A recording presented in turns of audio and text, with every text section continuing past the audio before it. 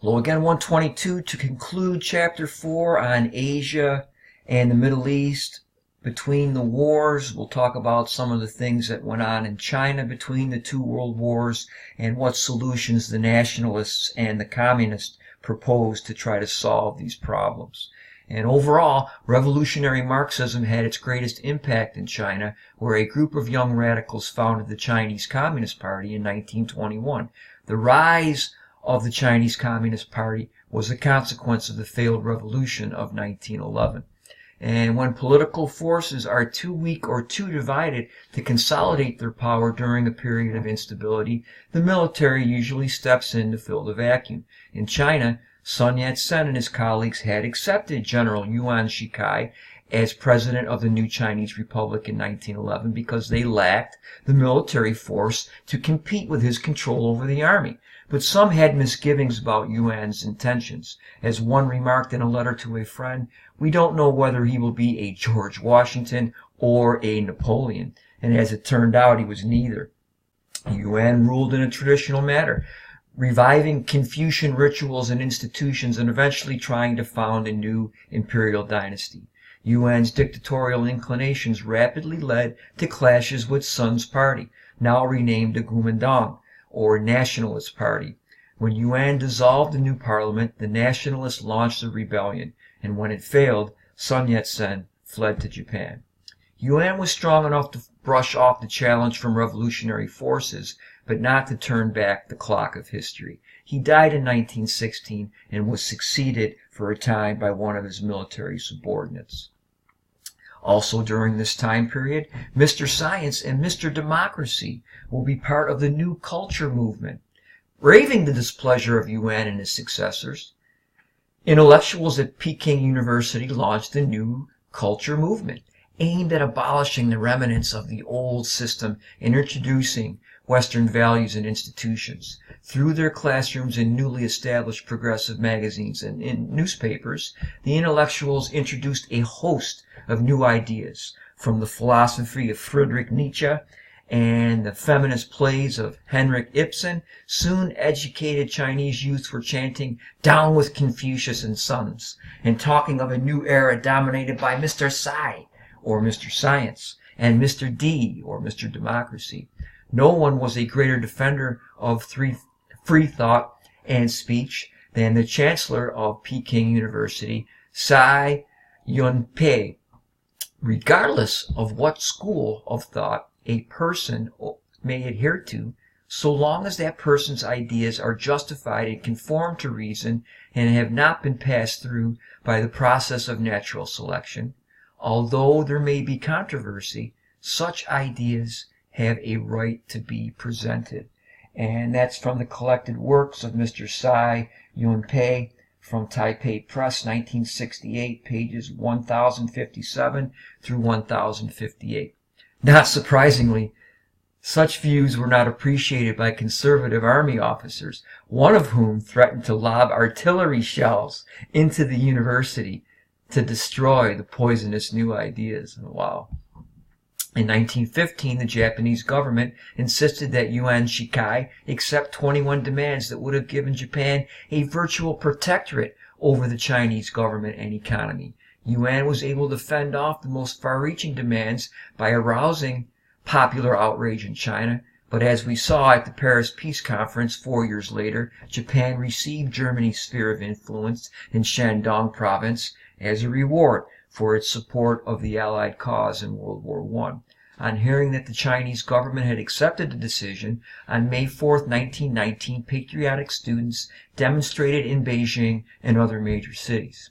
Although the May 4th movement did not lead to the restoration of Shandong to Chinese rule, it did alert the politically literate population to the threat to national survival and the incompetence of the warlord government.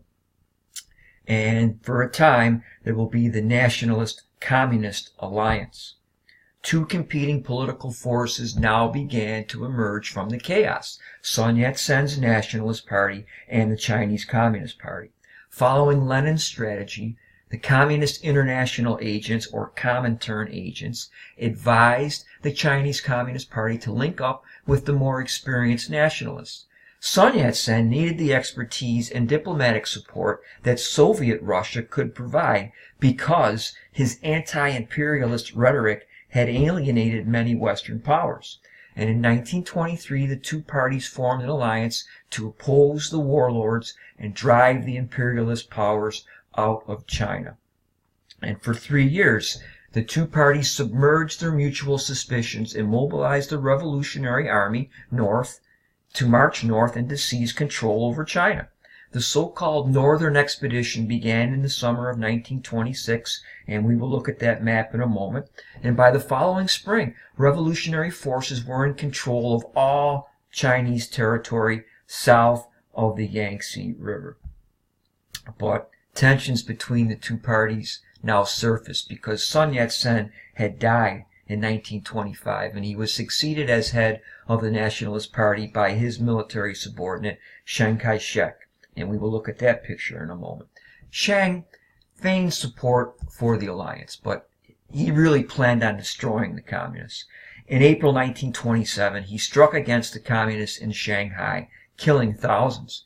And after the massacre, most of the communist leaders went into hiding in the city, attempting to revive the movement in its traditional base among the urban working class, or the urban proletariat, as Marx advised. Some party members, however, led by the young communist organizer Mao Zedong, fled to the hilly areas south of the Yangtze River. And unlike most Chinese Communist Party leaders, Mao was convinced that the Chinese Revolution must be based not on workers, not on the proletariat in the big cities, but on the impoverished peasants in the countryside. The son of a prosperous farmer, Mao served as an agitator in the villages of his native province of Yunnan during the Northern Expedition in 1926. At that time, he wrote a report to the party leadership suggesting that the Chinese Communist Party support peasant demands for a land revolution. And if you were interested in reading this speech, it's on page 637 in the 7th edition. But his superiors refused, fearing that such radical policies would destroy the alliance with the nationalists. And there's a picture of Chiang and Sun Yat-sen. And this is the map of the Northern Expedition and what the Chinese Communists will go on just before the Second Sino-Japanese War. And this is when they will gain great support in the countryside among the peasantries because of their behavior on the Long March. Meanwhile, Chiang was trying to build a new nation, and when the Nanjing Republic was established in 1928, Chiang publicly declared his commitment to Sun Yat-sen's three people's principles: nationalism, democracy, and people's livelihood, or employment. And in 1918, Sun had written about the all-important second stage of political tutelage. They've succeeded with the nationalist part. They've united quite a bit of the country again under Chinese control and rule. But Sun Yat-sen believed that China needs a republican government just as a boy needs a school. As a schoolboy must have good teachers and helpful friends, so the Chinese people, being for the first time under republican rule, must have a far-sighted revolutionary government for their training. This calls for a period of political tutelage, which is a necessary transitional stage from monarchy to republicanism. And without this, disorder will be unavoidable. And that's from W.T. DeBerry, one of the many editors of Sources of Chinese Tradition from New York, 1963, page 783.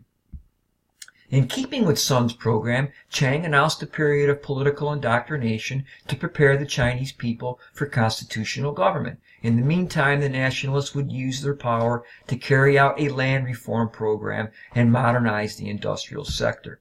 But most people in the countryside, drained by warlord exactions and civil strife, were still grindingly poor and overwhelmingly illiterate. A westernized urban middle class had begun to emerge, and that was the natural constituency of the Nanjing government. So the urban population supported Chiang, And as we'll see in later chapters, the peasantry in the countryside will come to support the Chinese Communist Party under Mao Zedong. And a land reform program was enacted in 1930, but it had little effect.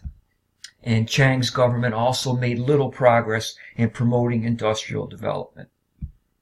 And the new government then had little success in dealing with China's deep-seated economic and social problems. And this is a picture of Mao on horseback during the Long March. And this epic journey ever since has been celebrated as a symbol of the party's willingness to sacrifice for the revolutionary cause. And in this photo, he is the only person. He's on a white horse, and he was the only participant that was allowed to ride a horse during this long march through the countryside into the mountains in the north. And in 1937, as I mentioned, the Second Sino-Japanese War will break out, and for a time, the feud between the nationalists and communists will go away because they're concerned with fighting the Japanese. And then this will begin again after World War II during the Chinese Civil War. More on that in the Cold War chapter. And that ends chapter 24.